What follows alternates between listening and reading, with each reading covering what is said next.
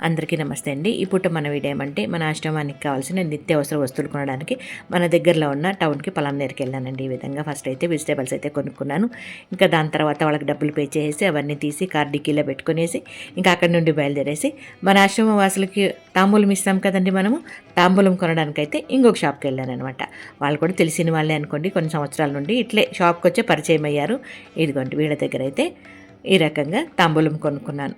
ఆకులు, ఒక్కలు, సున్నము ఇట్లాంటివన్నీ ఉంటాయి కదా, అవి కొనుక్కున్నాను.